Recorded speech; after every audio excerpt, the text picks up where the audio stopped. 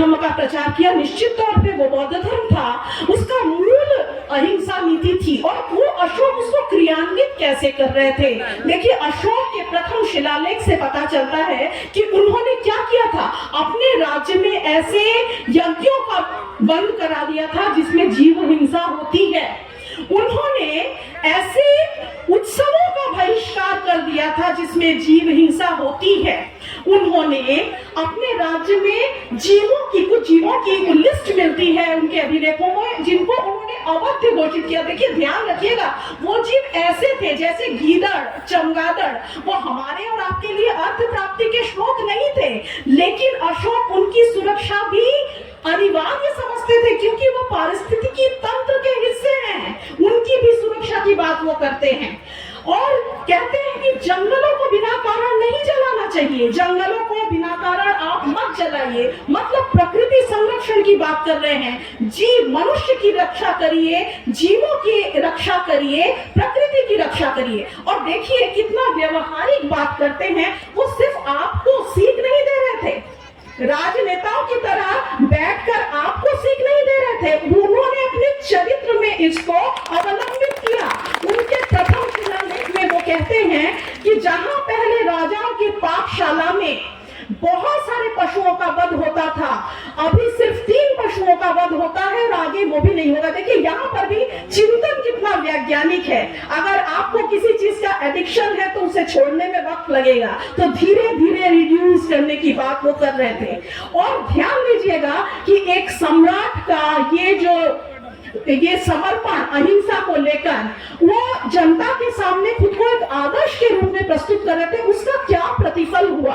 उसका प्रतिफल ये हुआ, इसकी सूचना कंदहार, अफगानिस्तान कंदहार से प्राप्त उनके एक लेख से हमें मिलता है कि उनकी जनता इतनी प्रभावित हुई कि मछुआरों तक ने अपना कार्य बंद कर दिया, क्योंकि उसमें जीव हिंसा होती है। ये होता है एक राजनेता, और ये होता है उसका संकल्प।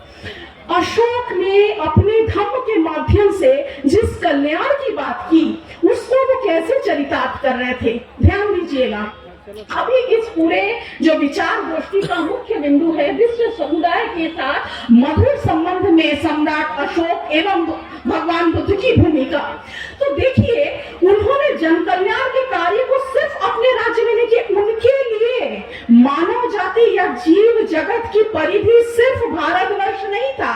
उनके द्वितीय शिलालेख में वो कहते हैं कि उन्होंने मनुष्य और पशुओं के लिए चिकित्सालय बनाए, सिर्फ अपने राज्य में नहीं, अपने राज्य से परे पड़ोसियों के राज्य में भी। उन्होंने छायादार वृक्ष लगाया, उन्होंने कूप बनाए, और जहां जो औषधीय गुण वाले पौधे नहीं थे उन्हें वहां लाके रोपा। तो ये जो वो कल्याणकारी कार्य कर रहे थे, उनकी परिधि जो थी वो सिर्फ और सिर्फ उनका राज्य नहीं था, वो इस राज्य के भौगोलिक चिंतन, भौगोलिक सीमा की परिधि से कहीं ज्यादा उदात्त था उनका विचार, जिसमें संपूर्ण मानव जगत, और संपूर्ण मानव जगत नहीं, संपूर्ण जीव जगत उसमें समाहित था। सभी के लिए वो चिंतन कर रहे थे। एक प्रशासक के तौर पे उन्होंने बहुत कुछ किया, और उनके जीवन के प्रत्येक कृत्य पर बुद्ध का धम्म, उनकी करुणा, उनकी मानवता झलकती है। एक प्रशासक के रूप में उन्होंने बहुत सारे काम किए, लेकिन जो कार्य आज के विचार गोष्ठी की दृष्टि से ज्यादा महत्वपूर्ण है, मैं सिर्फ उसी के बारे में आपसे बात करती हूँ। उन्होंने एक नवीन अधिकारी की नियुक्ति की जिसका नाम था धर्म महामात्य। उनके 5वें शिलालेख से पता चलता है कि अभिषिक्त होने के 13वें वर्ष उन्होंने इस नए अधिकारी की नियुक्ति की। इस अधिकारी के बारे में अन्य किसी भी स्रोत से नहीं पता चलता। इसका मतलब यह सम्राट अशोक की अपनी कल्पना थी। और इस अधिकारी का कार्य क्या था? इस अधिकारी का कार्य था जनता के मध्य धम्म का प्रचार प्रसार करना, विदेशों में जन कल्याण संबंधी कार्यों को अंजाम देना। और जो कैदी थे, देखिए आज हम बात करते हैं कि कैदियों के सुधार के लिए ये प्रोग्राम चलाया जाता है। आज से 2500 साल पूर्व अशोक धम्म महामात्यों को कारागार भेजते हैं, कैदियों के नैतिक उत्थान के प्रयास के लिए, उनके परिवार के भरण पोषण की व्यवस्था। क्योंकि सम्राट अशोक की जो धारणा थी कि पाप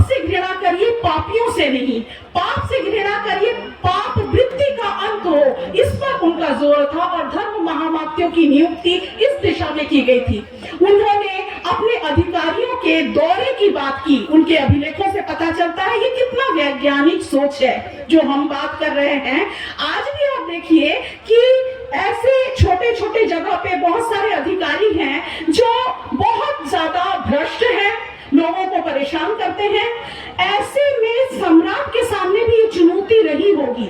और तक्षशिला जैसे प्रांत जहां बार बार विद्रोह हो रहा था, केंद्र से इतने दूर अवस्थित एक प्रांत, तो वहां के अधिकारियों पे कैसे नियंत्रित करता है एक सम्राट। सम्राट केंद्र में बैठ के अपने उच्च अधिकारियों को समय समय पर दौरे पर भेजते थे अपने अधिकारियों पर नियंत्रण के लिए। प्रशासन के संदर्भ में भी उनकी जो दृष्टि थी, वो कहते हैं कि समस्त प्रजा मेरी संतान है। जैसे मैं अपने संतान के उत्थान का प्रयास करता हूं, वैसे ही मैं सभी प्रजा के उत्थान का प्रयास करूंगा, यह लौकिक और परलौकिक। वो ये कहते हैं कि प्रजा से संबंधित कोई भी समस्या हो, मेरे प्रतिवेदक, चाहे मैं कहीं भी रहूं, चाहे मैं शयनागार में हूं, चाहे मैं अंतःपुर में हूं, चाहे मैं भोजन कर रहा हूं, किसी भी अवस्था में हूं, हमें उससे संबंधित सूचना मिलनी चाहिए। न्याय व्यवस्था को लेकर उनका चिंतन कितना मानवीय था, कितना करुणा से परिपूर्ण था, इसके बारे में भी हम बात कर सकते हैं।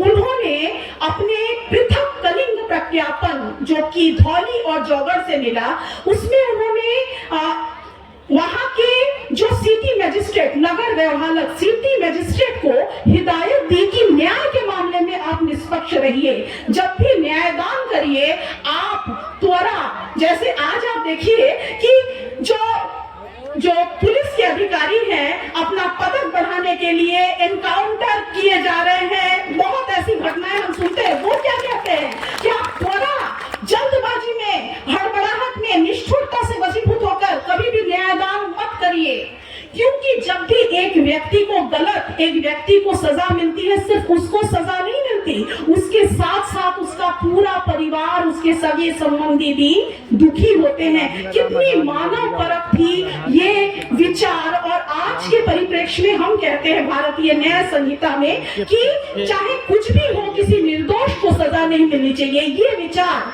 आज से 2500 वर्ष पूर्व सम्राट अशोक दे रहे थे। आज के इस पूरे प्रकरण में, पूरे विचार गोष्ठी के प्रकरण में जो बातें सबसे महत्वपूर्ण है वो है सामाजिक समरसता को बनाए रखने के लिए अशोक ने क्या किया। अशोक अपने 7वें और 12वें शिलालेख में बहुत महत्वपूर्ण बात कहते हैं, जरा ध्यान से सुनिए, हमें और आपको सुनना चाहिए। वो कहते हैं कि सभी धर्मों को मानने वाले एक जगह रह सकते हैं, क्योंकि वो सभी भाव की शुद्धि चाहते हैं। और हमें और आपको बहुशुद्ध होना चाहिए धर्म के मामले में। एक दूसरे के धर्म को जानिए, सुनिए, अकारण अपनी धर्म की प्रशंसा और दूसरे के धर्म की निंदा मत करिए। आप वहां संयम रखिए। देखिए कितनी बड़ी बात कही। आज के विश्व में जब पूरा विश्व लड़ रहा है धर्म के नाम पर, वो सम्राट कह रहे हैं कि आप बहुशुद्ध बने। अगर किसी दूसरे के धर्म में भी कोई अच्छी बात है तो उसे लेने में परहेज कैसा, आप में वो ग्रहण करने की क्षमता होनी चाहिए। अशोक की धर्म नीति जो थी, उसने उसके विदेश नीति को किस तरह से प्रभावित किया, जो आज के विचार गोष्ठी के दृष्टि से बहुत महत्वपूर्ण है। अशोक के 13वें शिलालेख में और अशोक के दूसरे शिलालेख में हमें पता चलता है कि उसने धर्म विजय किए। जिस धर्म का वो प्रचार प्रसार कर रहा था, उसमें उसे सफलता मिली। कहां मिली? अपने राज्य में तो मिली, अपने राज्य से परे 600 योजन तक मिली। और वो बताता है कि पश्चिम में किन किन राजाओं के राज्य मिली। अंत्योक, अलिक, सुंदर, तुर्मय, मग, इन राजाओं के नाम लेता है। इन सभी राजाओं की ऐतिहासिक पहचान हो चुकी है। इनमें से कोई मिस्र का राजा था, कोई सीरियन का राजा था, कोई मेसिडोनिया का राजा था, कोई सीरिया का राजा था। इन राजाओं के राज्य में उसने धर्म विजय की। इसका मतलब है कि उसने अपने दूत भेजे। और जैसा कि मैंने पहले ही आपसे कहा कि उन्होंने उन राजाओं के राज्य में भी जन कल्याण संबंधी कार्य किए। दक्षिण में उन्होंने उसे कहां सफलता मिली? चोल, चेर, पांड्य और ताम्रपर्णी, मतलब श्रीलंका में उन्हें कितनी सफलता मिली वो मेरे ख्याल से सबको विदित है। उनके पुत्र महेंद्र श्रीलंका गए धर्म प्रचार के लिए और उस समय श्रीलंका के राजा तिस्स उनसे बहुत प्रभावित हुए। उनके प्रभाव में बौद्ध धर्म को उन्होंने सिंहल का राजधर्म घोषित कर दिया। उसके बाद सिंहल के राज परिवार के स्त्री सदस्यों को दीक्षित करने का प्रश्न आया तो अशोक की पुत्री संघमित्रा भारत से वहां गई। अशोक ने बोधि वृक्ष की एक शाखा को श्रीलंका भेजा। वहां के नव दीक्षित जो मनुष्य थे, जो प्रजा थे, उनके सामने वो एक प्रेरणा बन सके, इसीलिए सम्राट अशोक ने बोधि वृक्ष की एक शाखा सिंहल भेजी थी। तो अशोक ने जो दूसरे राज्यों के साथ अपनी नीति अपनाई, वो नीति मैत्री, करुणा और मानवता के ऊपर आधारित थी। वो कहते हैं अपने लेख में अपने पड़ोसियों से कि आप मुझसे मत डरिए, आपको मुझसे सुख मिलेगा, आपको मुझसे दुख नहीं मिलेगा। ये था अशोक की परराष्ट्र नीति।